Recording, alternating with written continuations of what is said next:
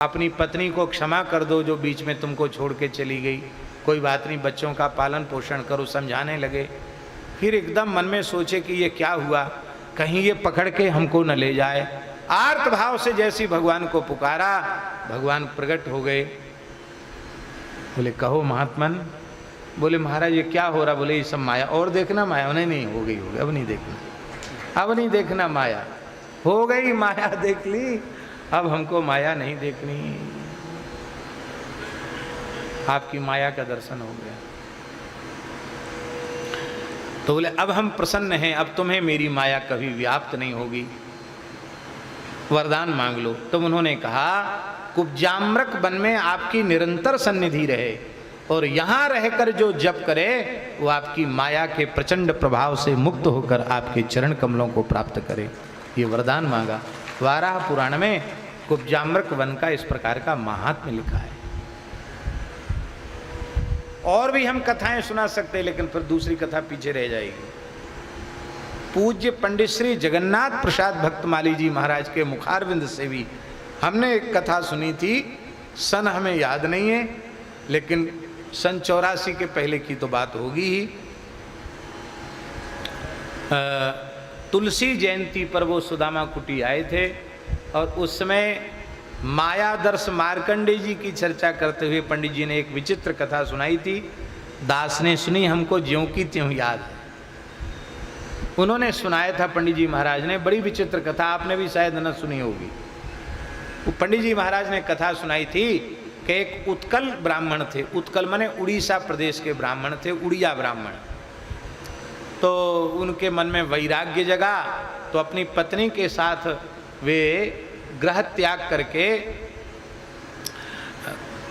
जगन्नाथपुरी आ गए और श्री जगन्नाथपुरी में भजन करने लगे। उनके मन में मनोरथ हुआ कि जगन्नाथ जी को 108 भागवत जी के पारायण सुनावें। तो सप्ताह क्रम से भागवत जी का पारायण करने लगे और जिस दिन 108वां पारायण पूरा हुआ उस दिन उनके मन में आया कि हमने कोई कामना तो की नहीं, लेकिन मार्कंडेय जी को भगवान ने माया दिखाई, हमको नहीं दिखाई, हमको भी दिखा दें तो अच्छा है। ये उनके मन में आ गया। तो यहाँ तो जो इच्छा करे हो मन माई, प्रभु प्रसाद कर दुर्लभ नाई। वो गए, समुद्र स्नान के लिए गए। उनके साथ भी यही घटना घटी। जैसी समुद्र में उन्होंने गोता लगाया, अपनी पत्नी से कहा कि देखो आज हमारा पेट कुछ ठीक नहीं है, तो मध्याह्न में हम भोजन नहीं करेंगे, थोड़ी सी हल्की पतली खिचड़ी बना लेना और खिचड़ी ठाकुर जी को भोग लगा के वही पाएंगे आज। पत्नी ने कहा ठीक है। बोले पाठ तो आज हमारा पूरा हो गया, 108 पाठ पूरे हो गए, हम समुद्र स्नान करावें, संध्योपासन करके आते हैं। कहा आइए, आप तो रोज जाते हैं, चले जाओ। गए। उन्होंने जैसे ही गोता लगाया तो वो क्या देखते हैं कि हम काशी दशाश्वमेध घाट पर खड़े हैं। अरे कहाँ तुम पुरी के समुद्र में गोता लगाए, काशी दशाश्वमेध घाट पर कैसे पहुँच गए? हक्के बक्के से खड़े थे। तब तक एक ब्राह्मण उनको संध्योपासन करते हुए दिखाई पड़े। वयोवृद्ध ब्राह्मण थे। उन्होंने कहा कहो पंडित जी कैसे? बोले ऐसी ऐसी बात है, हमको तो समझ में नहीं आ रहा है, हम तो पुरी में थे तो यहाँ कैसे आ गए? बोले लगता है आपका मति भ्रम हो गया है, कोई बात नहीं, चलो आप मेरे घर में भोजन करो। घर में ले गए। घर में ले गए तो वो बड़े विद्वान थे, उनके यहाँ वेद वेदांग पढ़ाते थे। तो ब्राह्मण की वृत्ति होती है, वो हमेशा विद्यार्थी बन के जीना चाहता है। कहीं पढ़ने की सुविधा मिले तो लगता है बुढ़ापे में भी लगता हम पढ़ लें। तो उनको लगा कि अरे हम ज़्यादा तो पढ़े लिखे नहीं, पर काशी विद्या का केंद्र है और इतने अच्छे ब्राह्मण के यहाँ हम आ गए जो 6 अंगों के सहित वेदों के प्रकांड विद्वान है।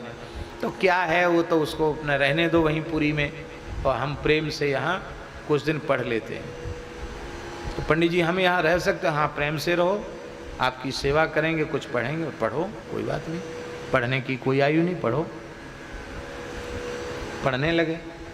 इतनी कुशाग्र बुद्धि कि उन्होंने सब पढ़ लिया।